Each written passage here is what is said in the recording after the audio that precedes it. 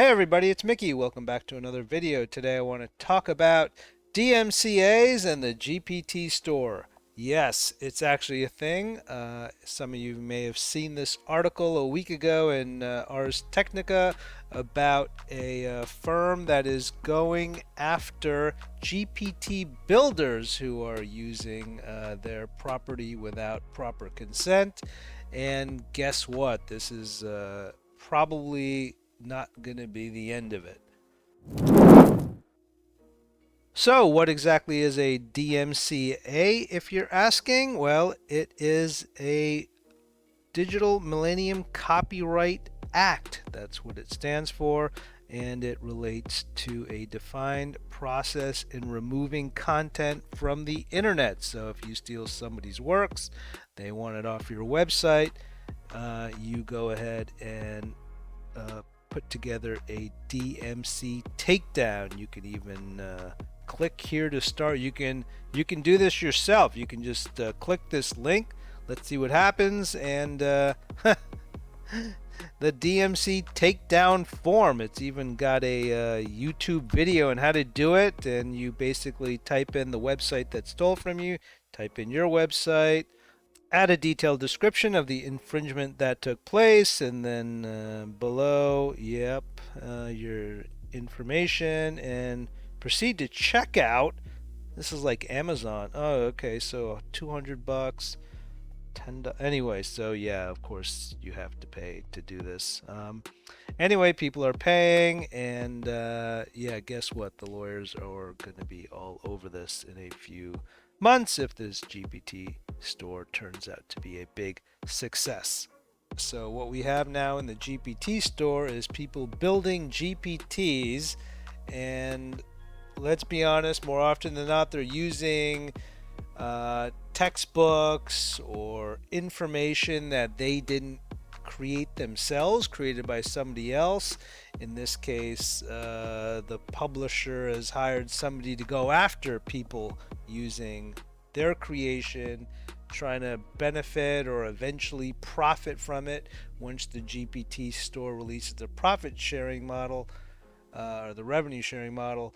GPT builders will be able to earn money, and some of them, perhaps many of them, will be doing so off the backs of other people's work. Like if I wrote a book about physics and somebody took that book, uploaded it, or integrated it into their GPT, and now released their GPT to the public based on my physics calculations. OpenAI's ChatGPT itself is a walking contradiction.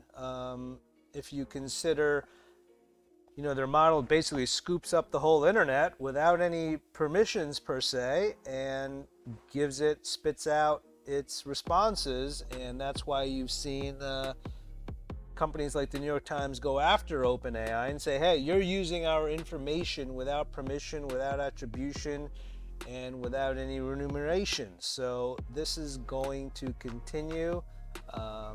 As a website owner myself, do I want ChatGPT sucking up all my data? I don't necessarily think I do. What's the benefit to me? You could argue, well, gee, you do it for Google. Yeah, but Google, at least if somebody searches for information, they can click on my website to find more information. ChatGPT, you don't necessarily do that. ChatGPT basically gives you what you need, and you don't need to look any further.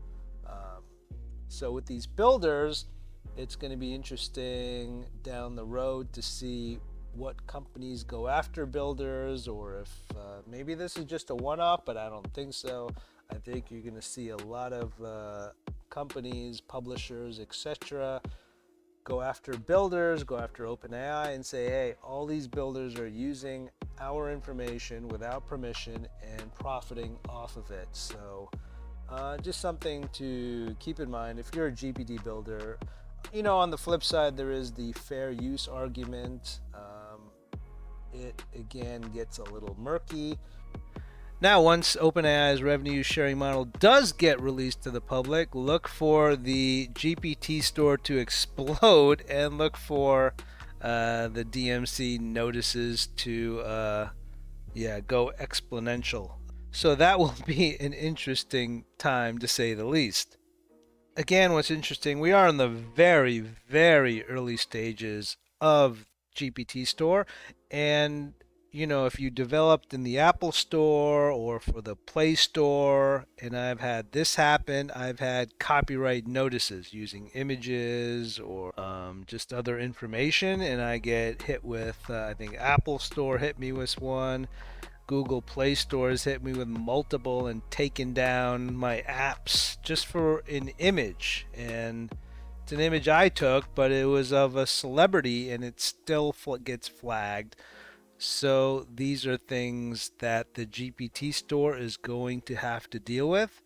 To what extent remains to be seen. We'll see how popular the GPT Store is going to be. I doubt it's going to be anywhere close to the Apple Store or the Play Store. Again, it is kind of a walled garden with it only being available to GPT Plus subscribers right now. I assume those doors will open to the entire public. Maybe it already has. I don't think so. But, if the GPT Store really takes off and people are making a lot of money from building GPTs, then yeah, the lawyers are going to want their cut as well. So that's it for this video. If you enjoyed it, please give it a thumbs up and please subscribe for more AI content. Thanks for watching. Till next time.